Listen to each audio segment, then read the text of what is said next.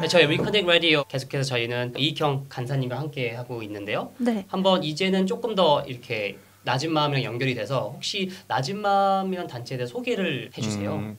예, 뭐 낮은 마음은 한 3년 네. 전부터 이제 본격화된 것 같아요. 네. 이제 그때 이제 제가 라누이 그 캐러밴 빌리지 이제 안쪽 분들과 관계를 맺기 시작하면서 그 전에는 이제 다른 여러 캐러밴 빌리지들과 이제 같이 관여를 했었었죠. 네.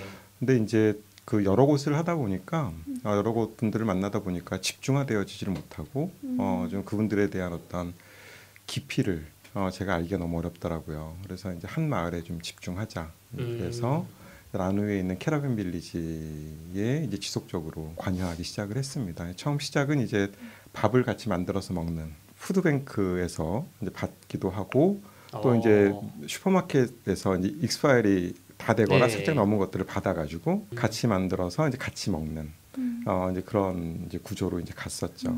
이제 조금이라도 이 일에 그분들이 직접적으로 참여할 수 있는 기회를 만들고 이분들은 이제 그러한 기회를 통해서 그동안 이제 과거에 어떤 굉장히 많은 실패 경험들이 쌓였던 분들인데 이런 것들을 이제 좀 이제 성공의 경험으로 바꿔주는 그 일환으로 이제 그런 작은 일부터 이제 시작이 되었었던 거죠. 이제 그러다 보니까 이제 자연스럽게 음식도 나누게 되고 이제 음식 재료들도 이제 도네이션 받은 거 나누게 되고 이제 그런 일들이 조금씩 이제 커져갔던 겁니다. 대부분의 분들이 이제 작고 큰 지병들을 가지고 계세요.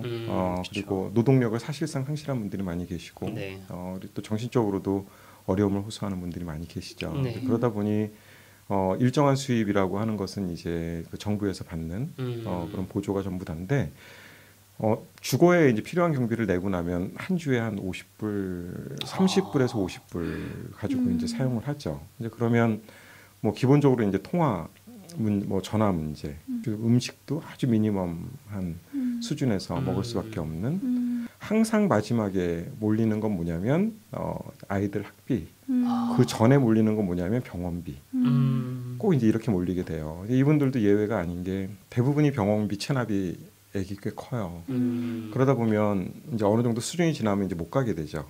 네. 이제 그걸 갚아주는 일을 이제 좀 한동안 했었어요. 근데 갚아주는 것도 우리가 그냥 돈을 주는 것이 아니라 이분들하고 이제 같이 펀드를 만드는 거야. 갚는 펀드를. 네. 일주일에 뭐 2불씩. 그런 걸 마이크로 펀딩이라고 그러나요? 마이크로 펀딩이라고 말하기에는 조금 민망한 수준. 네, 마이크로 펀딩이죠. 그러니까 이분이 2불 내면 우리도 2불을 내주는 거예요. 그래서 이제 이게 뭐 쌓여가는 만큼 병원비를 갚고 의사를 만날 수 있게. 근데 응급인 경우에는 이제 뭐 바로 병원으로 싣고 가는 뭐 경우가 대부분. 이 나라는 너무 감사하게도 의료가 잘 돼 있죠. 잘 돼 있어서 네. 이제 가난해서 치료를 받지 못한다. 이런 등식은 성립하지 않죠. 맞아요. 네, 너무 감사한 일이에요, 사실은. 네, 앞으로는 네, 이제 그런 일들을 조금 더 이제 확장해서 실질적으로 이분들이 우리가 보통 사람이 할 수 있는 노동력을 다 하지는 못하지만 스스로 일을 해서 자기 자신의 모습을 발견해 나갈 수 있는 이런 자활 사업 중심으로 좀 움직여 볼까 하는 생각을 가지고 있습니다. 그래서 자활 공방이 아마 지금 이 방송이 나갈 때쯤이면은 네. 시작이 되어져 있지 않을까 하는 생각이 좀 드는데요. 그런 여태까지 일들을 해오시면서 현장에서 겪으신 어려움들이 참 산전수전 많이 겪으셨을 것 같은데 그 단어 표현이 맞나요? 괜찮죠, 그렇죠. 네. 인생 다 표현력이 좋은 것 같아요. 아니 제가 생각했을 때 그런 어떤 사회 단체, 사회복지 관련된 일을 하시는 분들이랑 또 그 다른 편에 서 있는 정말 도움이 필요한 분들의 어떤 관계에 있어서 항상 주는 입장 그리고 받는 입장 그런 거에 너무 익숙하다 보면은 생겨지는 그런 어려움들이 많을 것 같아서요. 네, 분명히 있죠. 뭐 지금 말씀하셨던 그 표현 중에 관계, 이제 그 표현인데 그분들이 공통적으로 겪고 있는 어려움이 관계예요. 관계의 단절이 굉장히 심하죠. 그러니까 심지어 어떤 분의 경우에는 너무 이곳에 사실 만한 분이 아니신 거예요. 제가 보기엔. 그래서 한 번은 그분 사시는 캐러밴을 찾아 들어가서 이제 좀 얘기를 한 장 나왔죠. 근데 이분은 저한테 뭐라고 말씀하시냐면 나는 관계에 어려움이 있어서 이곳 외에는 살 곳이 없어.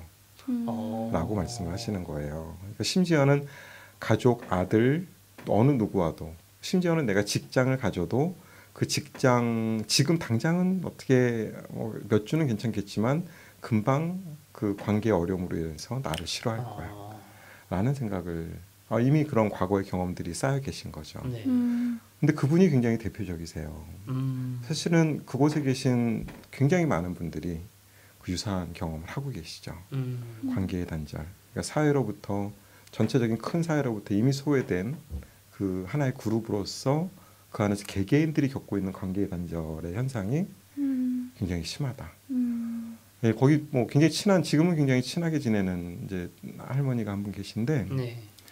이분하고 만난 지가 한 1년 반쯤 됐을까. 그분이 이제 정신적으로 좀 어려움이 좀 있으세요. 그래서 네. 어떨 때 굉장히 화를 냈다가 뭐 어떨 때 막 너무 웃었다가 막 이제 제가 뭐 당황하게 하는. 지금은 너무 자연스럽지만. 네. 근데 언젠가 한번 너 나 친구 아니냐고 다른 얘기를 하다가 그랬더니 나는 너 친구 아니라고 그러시는 거예요. 그래서 제가 이제 좀 상처도 되면서 이거를 어떻게 이해를 해야 되나. 그동안 너무 가깝게 다 챙겨주고 막 내가 할 수 있는 거를 굉장히 잘하면서 관계를 맺어왔는데 그렇게 생각하셨구나. 한 1년 반쯤 지나서 그 얘기를 들으면서 상처 아닌 상처가 좀 됐었던 적이 있는데 그해 12월에 네. 그분께서 저한테 이렇게 커피 가루로 된 커피 한 봉을 이제 그분도 이제 그걸 어디선가 사신 건 아니고 어디선가 받으신 건데 저를 주려고 마음이 중요한 거잖아요. 저를 주려고 그걸 가지고 계시다가 크리스마스 인근에 저를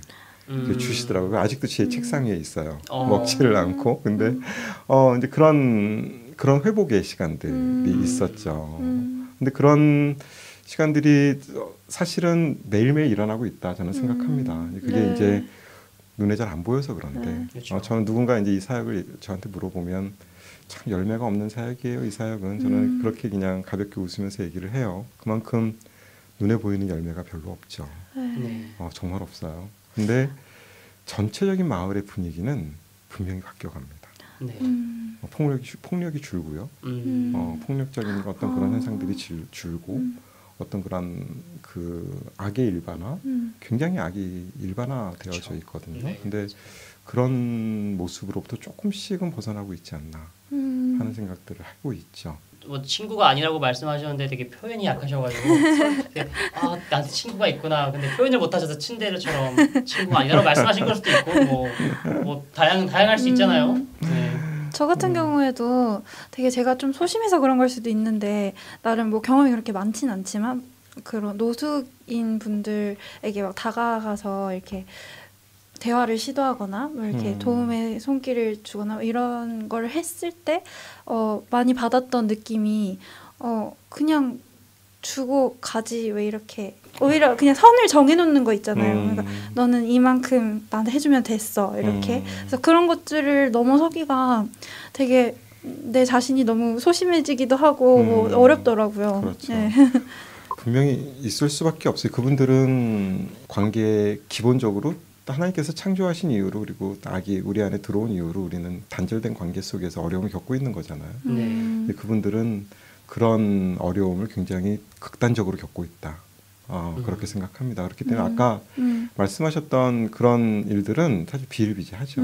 그분들은 어쩌면 이렇게 도움의 손길을 필요를 채우는 도구 정도로 그렇게 생각해야만 또 그분들이 더 이상의 기대를 하지 않고 자기를 지킬 수 있는 방법일 수도 있고요. 맞아요. 그런데 중요한 것은 이제 그분들에게 다가가려는 마음이 조금은 좀 우리가 평범해져야 된다.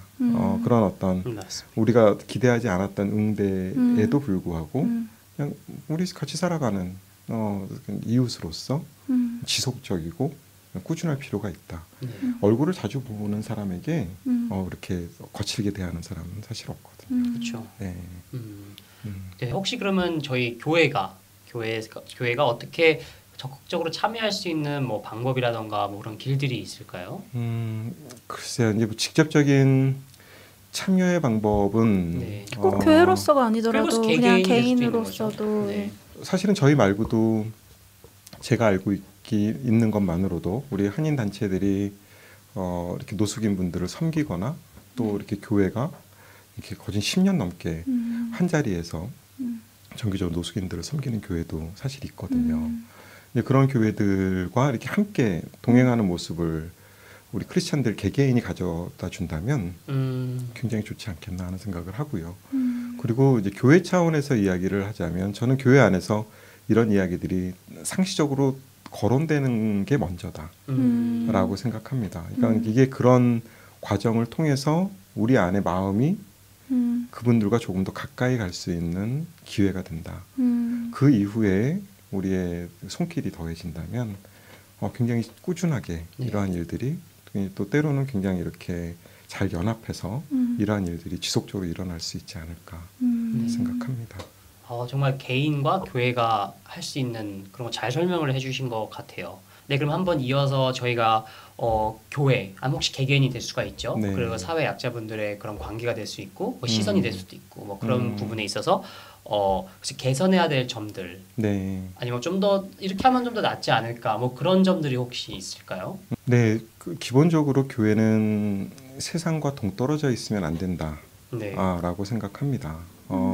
여러분 뭐 잘 아시는 신학자일 거예요. 바르트라는 신학자가 계세요. 네. 그분이 했던 유명한 말 중에 한 손에는 성경을, 한 손에는 신문을 이라는 말을 들었던 것 했죠. 같아요. 하나도 안 들고 있는데 말이죠. 핸드폰이 있기 때문에. 여기에 다. 네.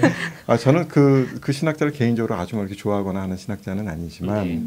그분이 하셨던 그 말씀은 굉장히 우리 지금 시대를 살아가고 있는 교회들에게 남기고자 하는 메시지가 강하다라고 생각합니다. 멋있네요. 교회가 세상과 동떨어져서는 끊임없이 고립된 길로 갈 수밖에 없어요. 그냥 교회와 하나님의 관계는 성장할 수 있을지 모르지만 하나님께 남기신 세상의 지평을 다 경험해내기는 쉽지가 않죠. 사실 우리는 교회를 어떤 우리 종교 행위의 그런 어떤 장소 라고로만 이해하는 경향들이 많이 있는데 사실 하나님께서는 그런 교회를 원하시지 않을 겁니다. 네. 하나님께서 정말 원하시는 것은 이 땅, 그분이 창조하신 이 땅에 온전한 웰빙, 온전한 그 공의가 흐르는 또 그분의 온전한 사랑이 흐르는 그런 곳을 원하실 텐데 그럼 우리가 사회를 이해하지 않고선 교회가 그 역할을 감당할 수가 없죠. 맞습니다. 그러면 그렇게 이해한다면 교회는 끊임없이 세상을 향해서 열려 있어야 된다. 그렇게 생각합니다. 그러니까 열려 있지 않은 교회는 굉장히 외로운 섬과도 같을 것 같아요. 네. 그러니까 열려 있다는 게 구체적으로 그러면 어떤 게 열려 있는 걸 의미할까요? 교회에서 다루어지는 어떤 주제들, 말씀의 테마들 이러한 것들이 우선은 바뀔 필요가 좀 있지 않을까 생각을 해요. 한국 교회는 굉장히 특별하게도 그 한국 고유의 어떤 그런 위계 네. 질서가 교회는 여전히 존재하죠. 그러니까 지금 우리는 이민 교회를 살고 있음에도 불구하고 목사님을 중심으로 한 그러한 질서가 존재하잖아요. 근데 그런 것들이 잘못됐다 잘됐다 이걸 말하는 것이 아니라 그러한 구조 하에서는 목사님을 중심으로 한 어떤 변화의 움직임들이 필요하다라고 저는 생각을 합니다. 목사님들이 사회에 관심을 갖는 교회는 자연스럽게 성도들이 사회에 관심을 갖고 사회를 통해서 교회를 이해하고 교회를 통해서 사회를 바라볼 수 있는 눈을 키울 수 있는 반면에 오로지 나의 신앙, 개인의 신앙, 개인의 어떤 하나님과의 관계만을 강조하는 교회에서는 그 안에서밖에 머무를 수 없게 되겠죠. 되게 생각을 많이 하게 되는 것 같아요. 그냥 넉넉히 이렇게 듣고 있었어요. Think deep 해야 돼요. 제가 뭐 공부를 하고 있는 것도 그렇고 지금 하고 있는 것도 여전히 교회와 세상의 그 접점을 찾는 일이다라고 스스로 이해를 하고 있기 때문에 그런 일에 조금 더 이렇게 좀 매진하려고 생각하고 있고요. 이민자로서도 이미 소외되어져 있는데 또다시 그 안에서 이민자 교회로서 또 다른 소외를 우리가 경험하지는 않았으면 좋겠다. 맞습니다. 끊임없이 사회와 대화하고 끊임없이 세상으로 나아가는 그게 비록 큰 어떤 보폭을 갖지는 못할지라도 최소한 우리의 방향은 그렇게 놓고 갔으면 좋겠다. 네. 그런 말씀을 꼭 드리고 싶었습니다. 네. 정말 그 방향성이라던가 여러 가지 좀 주의를 많이 둘러봐야 되는 것 같아요. 그래서 그거 문제 가지고 저희가 어떻게 조심스럽게 조그만 거라도 시작을 하고 생각, 관심이 좀 시작이 되지 않을까. 무관심이 제일 무서워요. 무관심이 제일 무서워요. 그래서 댓글 많이 달아주시고요. 여기서 한번 마무리를 해보도록 하겠습니다. 저희 언행일차는 라디오 리커넥. 끝에 소심하게. 심해졌어. 정말 소심하거든요 이게.